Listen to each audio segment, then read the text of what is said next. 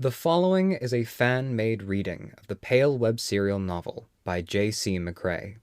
It describes extra material published after Chapter 6.5 and contains spoilers for that chapter. The original text can be found at palewebserial.wordpress.com. If you'd like to donate to the author, please go to patreon.com/wildbow. Thank you for listening. 6.5 Demesnes Text. Heraldic symbols on the tome's green cover frame its title, Demesnes.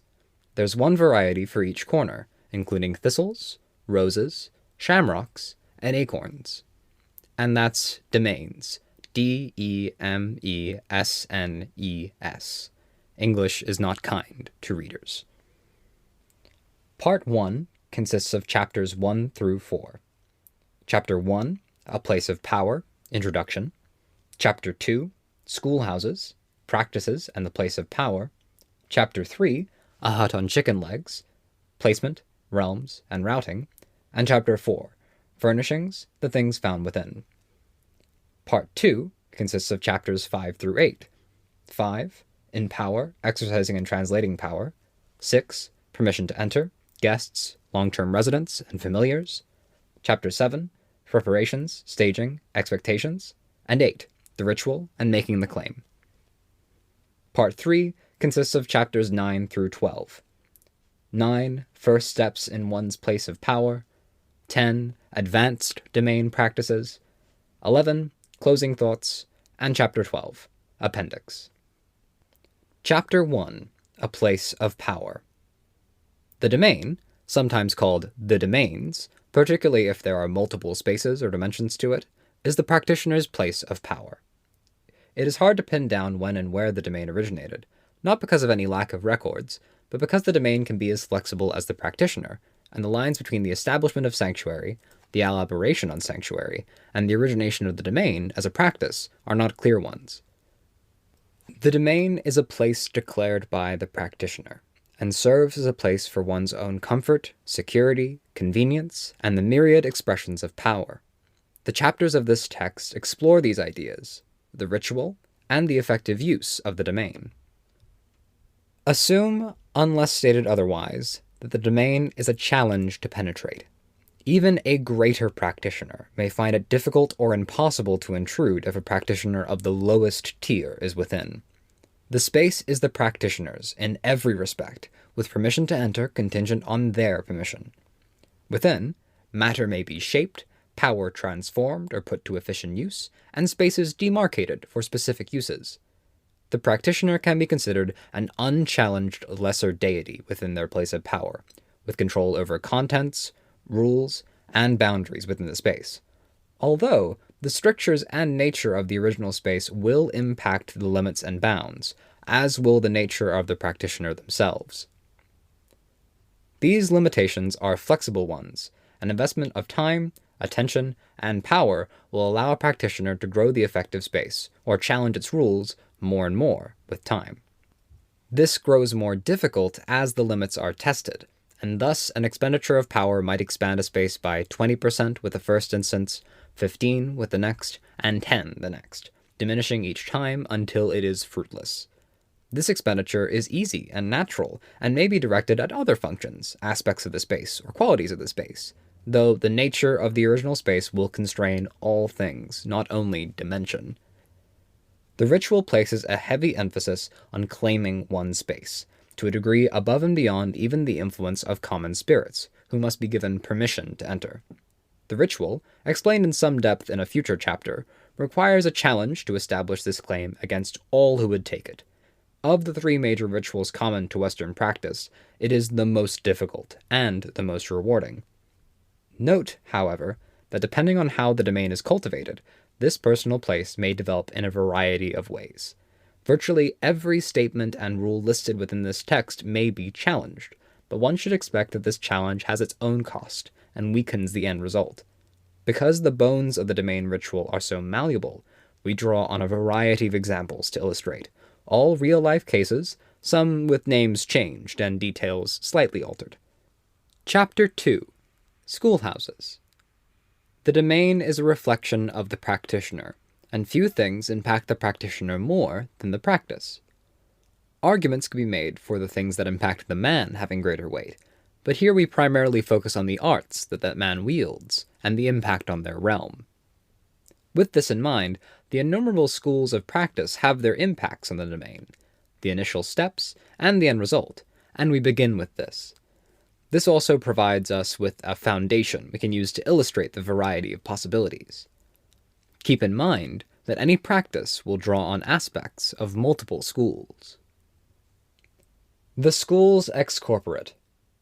In the schools excorporate, also known as conjuration schools, we count those practices which deal in those forces both flighty and fundamental, which may be banished, brought, wrought, and bound most easily. The elementalist, shamanism, echoist, necromancer, and evangelist schools can be counted in this number, all with some ready ability to translate power to the apparent other, or that other's actions.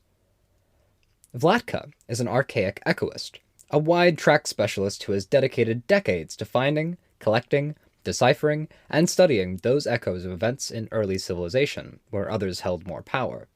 She has a domain she has cultivated since she was young, and it provides the structure for her to place echoes within.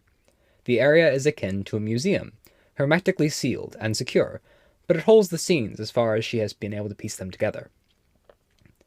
Judy is an arduous practitioner, an incarnate practitioner who collects and wields the diffuse others of attraction, obsession, love, sex, and physicality, transforming certain others into those of an arduous type. Her domain is a home for her others to reside in when she doesn't require them.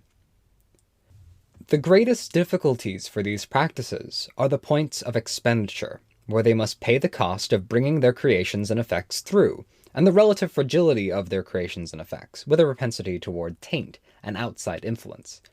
These may be mediated with the practice. Vlatka has finished enough of one scene that she can create a greater echo, the shadow of a titan of ancient times.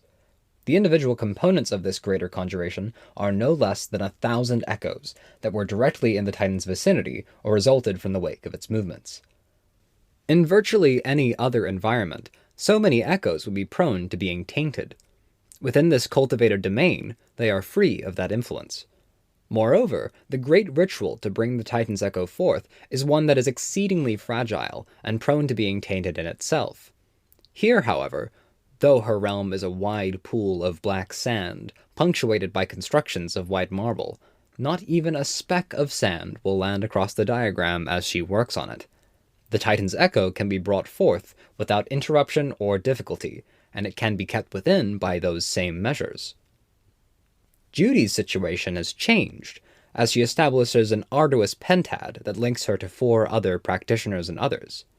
As one member of the network finds themselves under threat, Judy wishes to contribute resources and help protect the others, defying her normally conflict-averse nature. To this end, she modifies her domain, drawing out courses and connecting these courses to adornments she wears. Her others remain within the domain as before, but some are kept on standby. Calling them forth is made easier and less costly, as her domain now launches them forth. The schools of contrivance. In schools of this heading, the practice is dependent or focused on the physical object, wielded, honed, or made the focus or endpoint of the practice itself. Enchantment, collection, textual, and some Vodan and sympathetic practices can be counted in this broad category of schools, as may the practices of those chosen by a greater power, or those who negotiate with others, such as goblins or fairy, for magic items and tools. Green is a trophy hunter, unaware of the practice in large part for 20 years of hunting others, before chancing across the community, awakening, and learning a small amount of practice to supplement the hunting. For Green, the domain ritual was the end rather than the means, as Green practices largely with the trophies collected from slain others, such as the tooth of a chupacabra, the eye of a siren, and the fur of a blight hare. Performing the ritual was a crude means of drawing the attention of an otherwise elusive quarry, and indeed every other in the greater region. Sebastian is a complex practitioner who finds, creates, or encourages the creation of incarnate spirits that are enriched by being set on the world, then collected and stored in cards. For him, the contrivance is the deck of custom-made cards, each card a binding for the specific other, and the deck as a whole a battery for power he can gather, with the cards taking on color and additional detail as they divide up the power between them. He finds he spends enough time in the Alcazar constructed of his deck that he decides to formalize the arrangement, creating a domain where the Alcazar is forever erected. The focus of contrivance practitioners is on the object, and the domain may act as an environment to work on that object, or it may provide alternate rules for effective handling of the object or associated practices. Green treats the domain as a secure storehouse for those items he is not using on a given hunt. The domain becomes something of a workshop for refining objects, and Green even invites some base others in as workers to process and craft. When he has power to spare, he adjusts the area, making time pass at a different rate, so these craftsmen might do 8 days' worth of work in a week. The complex practitioner Sebastian finds that the domain space is a refuge. The contrived situations, the deck of volatile others, and the number of outside parties who want the cards for themselves are a constant onslaught, and the domain is a contrast to that, a place of rest and a vault few can penetrate. Because it is an Alcazar, he can spend his leisure time examining the deck for imperfections, taint, and influences. Sometimes he cannot do it in a hectic day elsewhere, and he can remove any taint or alter any cards while within. Rules are adjusted to put the specific requirements of each card on hold while Sebastian and the deck are within. Later, he expands this effect to ease the strict requirements for a time after leaving. The Schools of Realm. Those schools of practice that dwell on realms are interested in travel and in places both mundane and esoteric. Virtually all practices draw power from other realms and other influences, and the realm's practitioner often travels to or through these sources, such as the Scourge, the Feywalker, the Warren's Runner, and the Dreamer of Paths or Chaos Mage. In other cases, they remain rooted, but bring importance to areas, such as the macro-scale practitioner or astrologer, the technomancer, the nomad shaman, or the druid caller. Realms practices have some unique interactions with the domain, and as such are given special focus in Chapter 3. For the time being, we will save the examples for more discussion there, and simply state that any and all of these practices can have special applications or benefits from the domain. The Schools of Relation. Relation practices are those which dwell on connection, or the interaction of practitioner and another. Practices of illusion, deception, misdirection, and those practices where power is drawn from sources that must be negotiated with each time they are used will fall in this field. The Oni and fairy practices can be both, while enchantress and enchantment may lean into the former, and shamans or finders the latter.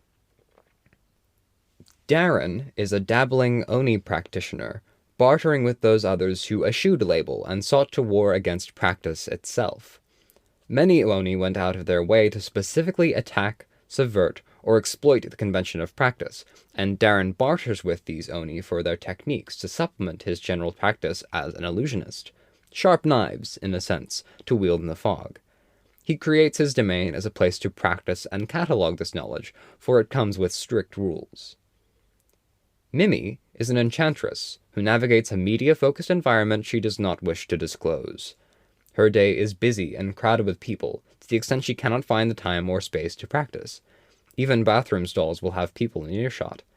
Her practice is established in those few private moments, with rituals and rites that she can then coast on, making the social interactions of her day that much more fluid. To better allow for these private moments, and to help freeze the escalating rent in an expensive city, she claims her apartment. Relation practices are focused on other individuals, and when taken to a domain, are almost always a place to invite others to. The space can be customized, and part of that customization may be to make it more hospitable or comfortable. In other cases, it may be a lens to work through. Darren marks out a table, lit from an unseen source of light, surrounded by shadow, and the tableaus depicting the various arts he's learned and gifts he's been given kept secret enough by the dark. He makes the space one for Oni to be invited to, a difficult process when Oni are opposed to practice. He makes the central space of the domain one that is for Oni, not himself, as something of a counter-domain or forfeited space. With this, the invitation becomes easy. With the right props, such as tea poured into a golden cup, the assumption of a visit from a specific other is enough that they can easily travel to him, stepping out of the shadow and to the opposite end of the table. Mimi regularly invites ambitious faerie of the lowest caliber to her domain, making deals to ferry them into areas of a specific entertainment industry and its culture in exchange for the power to drive her enchantment. Her career flourishes until she finds herself hitting a wall with a particular individual she must impress. She turns her domain into a lens, creating a facsimile of the woman as a statue, then placing small, stolen, and discarded objects of the individual near the statue to exaggerate the connection. Tape to take the imprint of a lip from a coffee cup and give it to the statue, the scraped-off lubrication of the outside of a condom, and a pen picked up and forgotten. All of these things focus that ambient and coasting nature of her practice against one individual to better ensnare their attention and respect. The schools of lore. Schools of lore dwell on collected and collecting information on the site and the associated forms of awareness. Augury, heroic and historic practices, crossways practices, alchemy, some binding, and practices of the devout can fall into this field. G practices as a binder, using information and secrets gathered about individuals to tie them up in connections or alter those connections.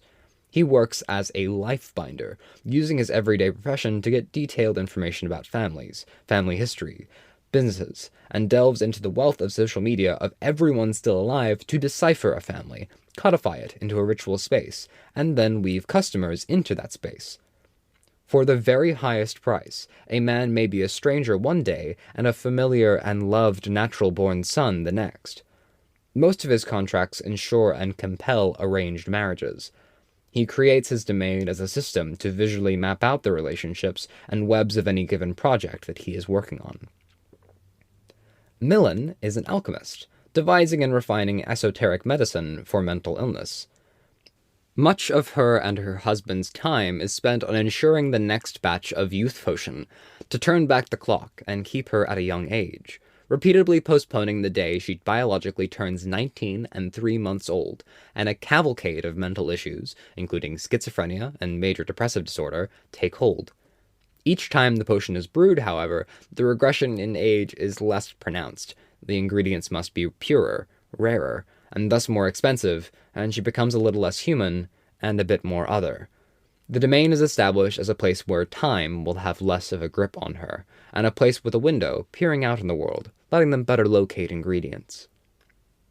The weakness inherent in lore practices are often relatively straightforward, with a high initial knowledge base required, the years required for many of the workings, and less applicability to combat and direct confrontation. These things, however, are not easily amended by a domain, and so the lore practices often lean more heavily in the direction of executing the strengths of their practice more effectively. G had his domain start speaking to him, and turns it into an assistant, running the data and organizing things so he is more free to work on the less dreary details. As part of a critical project for a key individual, he captures reflections of the various members of one family, bringing them to the domain, and then interrogates those vestiges thoroughly for details to further the project. Once used up, the consciousness and remains of these vestiges are fed to the domain to advance its own awareness and capacity. Millen, in a desperate attempt to gather information, turns the searching eye of the domain into a spying one, looking over the shoulders of other alchemists and associated fields. A prying look into a powerful family's search, however, sees some retaliatory practice driven to the domain's heart, blinding the eye and weakening the effects of the domain, with some rebound and lingering poison. Millen chose to stay within. Soon after that day, according to Millen's husband, the doors to the domain ceased to open. The schools of security. Those schools of practice that deal in warding off harm are second only to the realm's practices in their relationship to the domain. These means of warding off harm can vary from the martial to the passive, deflection to avoiding the circumstance or consequence of harm entirely. Practices of warding, rhythm, chant, and mantra mages, many incarnate practices, and the practices focusing on karmic law fall into this category. Kaja practices warding, carrying on a family tradition of forestalling a great spirit of economic decline from washing over her area. This same spirit has consumed many of the other villages along the same coastline, exaggerated in part by the continual deflection from the one location, but through her efforts, her town continues to exist. Much of what she does is rooted in history, creating a generations-long pattern that grows in strength roughly proportionate to the Great Spirit's rising strength, as it is rebuffed, time and again. The decline is inevitable, and at this stage it promises to do untold harm once it finds its footing.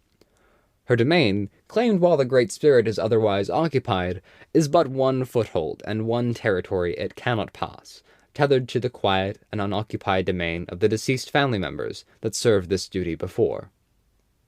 Claude is an incarnate practitioner, addressing vigor, an incarnation subordinate to nature and to a lesser extent, war. Tying himself to that pillar of human nature, he gains the ability to spread vigor and steal it, and protects himself and others by having vigor's influence wash over areas, deflecting and diminishing incoming events that would impact his own health and energy in any negative way. He maintains some secondary relationships with fertility and integrity to extend his versatility. However, every incarnation is a double-edged sword, and comes with its drawbacks, unyielding expectations, and will often extend its influence to his enemies. The domain, Claude reasons, is a place that is just for him, and he can enjoy the full benefits of the incarnations without worrying he will arm his enemies with the same. The domain has its roots in sanctuary, those spaces that man first was able to claim as safe against the other, and through this link, much like what occurs with the realm's practices, covered in the next chapter, it affords certain benefits to the practitioner that grows the space. As Kaja cultivates her domain, she ties it to herself, and brings some of it with her wherever she goes. Should she express herself, she extends the influence. As the Great Spirit draws near, and the fishing in the fjord starts to struggle, she lends her voice, her aid, and her character as a politician to the events, extends a degree of sanctuary to the docks, and protects the space. Lashing out offensively from the Umbra, she peels away the layers of warding and the customized rebukes she has given her domain, tying them to the offensive rebuke instead, and drives the Great Spirit away. In both cases, these are acts that would not be nearly so easy without the easy connection between the domain sanctuary and the self as warden, if they were possible at all. Claude's cultivation of fertility, to put it as succinctly as possible, led to a surge of new life in his area. The universe's attempt at striking balance, however, saw one local ghoul turn into 50, death as the inverse of that new life, but still using that same exaggerated fertility to spread their nature and bring others to that cusp of life and death both. Forced to deal with the problem, he deals with the ghouls as best he can, gaining some added protections as he brings the fight closer to his domain, as its sanctuary extends out for him. This protection only lasts as long as a greater self, power, or claim to the area doesn't override it, and the arrival of the original ghoul does. Claude keeps the heart of his power within the domain, and controls the double-edged sword by slamming the metaphorical door shut when he doesn't benefit from it. The schools of wages. The final school we will discuss here, though there are a variety of other ways of classifying practices by school, including combat, material, immaterial, and those focused on greater powers, the schools of wages are those practices that bear the highest costs or risks. The practices of the heartless, the host, of sacrifice and blood, and those that channel power from sources that would devour them with but one mistake, such as the harbinger or cultist, fall within the scope of this category. Roland mimes the doppelganger, riding the fine line of identity and humanity to stalk and mirror individuals. Feeding an insatiable hunger to replace an absent childhood, he mirrors young boys, stealing their faces, bodies, and memories, while they undergo a kind of warped puberty, adopting piecemeal qualities of a 50-year-old man. His domain is his sole place of residence for the latter stages of this process, allowing him to disconnect from the connections and realities of everyday life and better discard what remains. The final stages of the process see him take over the mind, shucking off much of his own awareness and memory so he might be a boy in mind and heart as well. As he leaves childhood behind and becomes a teenager, he regains his memories and awareness, rapidly ages to 50, and begins anew. Ro was a cultist, a devout practitioner specializing in tapping into greater powers who are not aware of her actions. Pulling on the power of a nameless god, bound to one of the great clockwork wheels of the universe, she drew too much attention, received his undivided attention for but a moment in time, and was pierced through and filled with his power instead.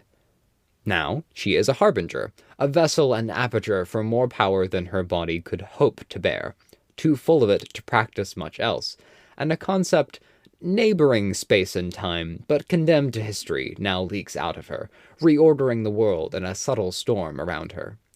She created her domain as a place this body and power does not war with the world, aligning the domain's rules to that lost order of creation, and fuels a spiraling creation with small sapient life she rules over as a goddess, and finds her sanity in fleeting moments within, before the power compels her out and forward to spread that bound god's power and find a way to weaken its shackles. The practices that touch on wages are often strong, versatile, far-reaching, or cross into ground that many other practices cannot. Some domains may be one of the many ways that a practitioner of this type mediates, medicates, tempers, or defers the costs of their practice. In other cases, the raw power that drives these practices may be put to work with a single added functionality, something that is harder or far lower in impact with other schools. Roland does face a difficulty with his practice, and it is one that has plagued him in the first century of his routine. When he takes the boy's place, the boy takes his, including his ability to practice, and much of his experience, with only personality differences, traits, and facet of appearance carrying over. His effort to create death traps only he could escape, enlist help to murder the 50-year-old practitioner, and negotiate with the targets all had their points of failure. To these ends, he used the domain as a thing tied to his self, which is impossible to transfer. Carrying out the process, he migrated to the boy's location, puts the boy in the domain, and kept the doors locked. The man that had been his target would be kept within, to be devoured by the darkness that swelled as the domain fell into its cycle of sleeping, waiting for its master return so it could wake and resume its part as part of his engine of stolen childhoods. A large part of it becomes this efficient devouring, keeping the target within. Ro has a long-term goal with her role as a false goddess in her place of power. Reigning over a miniature planet with a miniature civilization, she leverages her past experience as a cultist and begins to dialogue with the lowest and weakest of deities, beginning the process of using her domain to negotiate her way up a chain of relationships, to where she can begin to talk or pass messages on to the deity that is feeding her power. Her hope is to shut off that flow of power, which may kill her, but for the time being she can use her domain as a way of reaching out once in a good while, to make a request or change the nature of her storm. As a closing thought, keep in mind that these functionalities are not, with the possible exception of realm and security, restricted to this school. They may operate better with specific practices, but the domain as a space is readily molded. It reflects the practitioner, not only the practice, and thus functions such as these are readily available. Chapter 3. A Hut on Chicken Legs. The domain maintains an interesting place within the cosmology, as outlined in the text Kobold Caballus, oft deemed one of the essential texts on the goblin practices. Translated, "The Warren realms distill the vulgarities of man in architecture and arrangement. Yet, when we take our place of power, we find it adjacent." In the text Umbrage, on Scourges, "The domain forms an easy bridge between the fleeting world of man and our bent and churning dark at the heart of reality." And Though the citations are abundant, we can finish our illustrations with a quote from the apocryphal Art Almighty. "We contend the man's domain is not only an art we may practice, but one we must. It is proven and enshrined that the man stands above the kingdom of man and below the kingdom of God. To elevate a place to it is to raise ourselves and raise this world closer to him." The domain, paradoxically, is one fixed location in our reality, but a roaming place in our cosmology, capable of being adjacent or connected to any realm. Those who dwell in the realm's practices will find this much to their advantage. Ironically, though the domain is locked in place, those who travel gain many benefits, including an easy connection to return home with less impedance, easier flows and translations of power, and benefits specific to their practice. Trinette is a technomancer, specializing in a film and video setup that allows her to take snapshots of areas and transpose them to new locations, dropping a room, corridor, or other environment into a location with a camera flash, an extensive precaution. She claims a domain, in part to have a failsafe, a place to retreat to should something go wrong, and she find herself in a situation such as a corridor with nothing to connect to it on either end. Should she make use of it in this way, she finds herself imprisoned within for as long as the domain takes to draw out a path between one point and a familiar place, sometimes days or weeks, but she can escape once the duration elapses. Ivan is an undercity nomad. Using shamanism, he bids the spirits of populated areas to come forth so he can communicate with them, and uses them to access a distillation of that place's underbelly and dark mirror of its good aspects. Through this, he enlists help, forms connections, and thrives as a career criminal. To the innocent outsider, he appears to simply find the best of the worst people and enlist them for help in record time. His domain makes his movements more fluid and flexible. He has a means of accessing it, and with the right key and the right knock, any door without an active claim on it that isn't being watched can be an entry point to his place of power, or an egress. Titface is a Warrens runner. A goblin princess specializing in exploration, mapping, and nuances of the Warrens, she creates her domain as something unbounded. Taking the largely unclaimed Warrens as hers, she leaves the domain undefended and free for others to take or alter as they see fit. For the most part, the oldest parts of it crumble beneath the weight of vandalism and the attentions of bottom-tier goblins as she claims new territory, making it hers with Titface insignia graffiti and the help of her crowd. Her domain is fluid in a way a non-realms practitioner could not manage, but the expansion of it is largely dependent on the existence, support, help, and goodwill of the crowd of goblins that follow her for excellent parties and her demeanor. It dwindles when she stumbles on an ancient goblin and 20 of her crowd die, and it grows when she does something sufficiently wild or reckless. In each of these cases, the rules and default assumptions of the domain are looser. It is, for Trinette, an escape hatch, always within reach, but with its price of time. For Ivan, it is a means of travel. For Titface, it is something that moves, extending at the head and crumbling at the tail.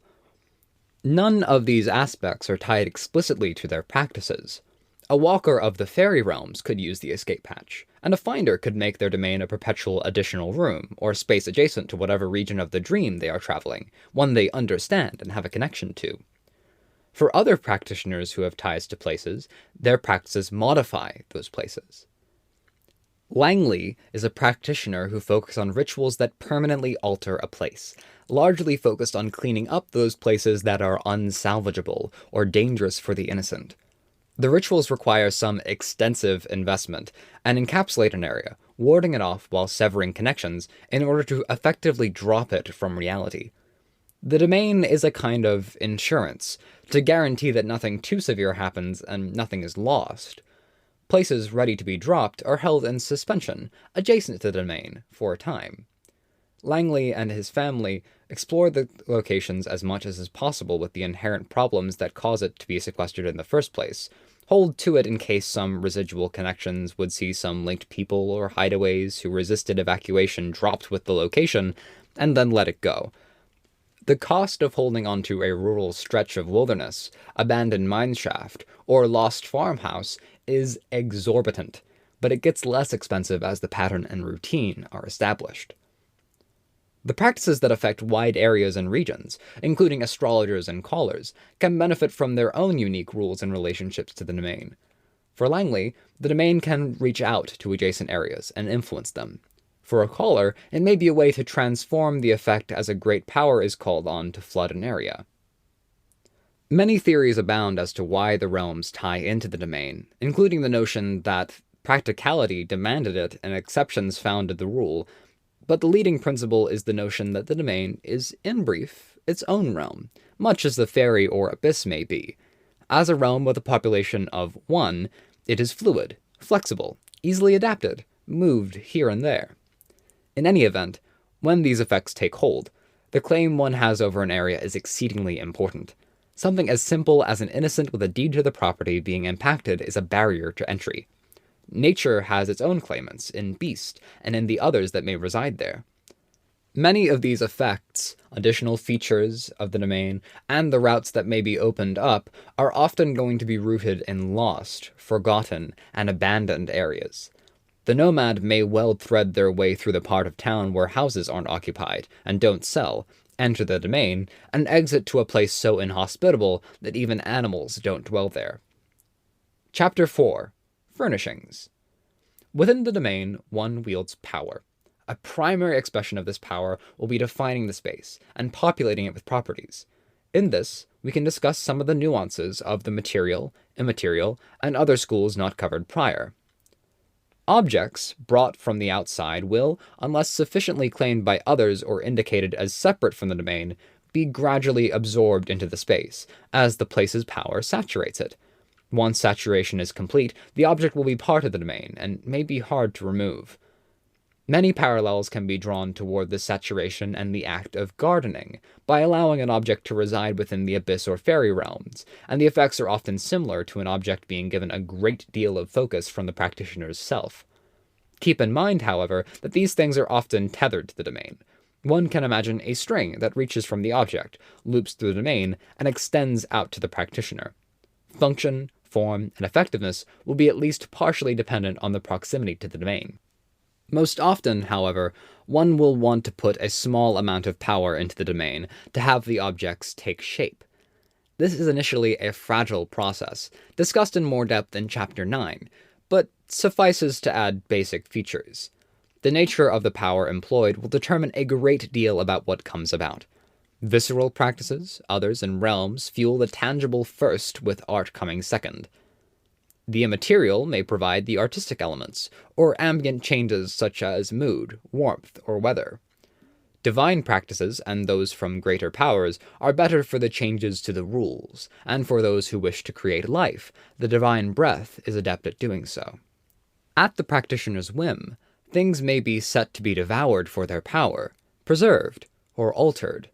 Imagination, concentration, focus, and the self are the tools by which things are sculpted. In the end, however, the end results may be as varied as a chair, a whispering wind, or a rule about decorum for those visiting, but all these things are made of the same clay. What begins as an unfurnished room in a house remains that unfurnished room, with something taken away and something added when it is shaped into a new thing. Power, sometimes a vast quantity of power, is necessary to have any true influence over the space, adding to this initial stake and adding to the metaphorical lump of clay. The domain is a lifetime commitment, and this investment is made over a lifetime. This has been a fan-made reading of extra material from the web serial Pale by J.C. McCrae, read by me, viceVersailes. I use she/her pronouns. The original text can be found at palewebserial.wordpress.com. If you'd like to donate to the author, please go to patreon.com/wildbow.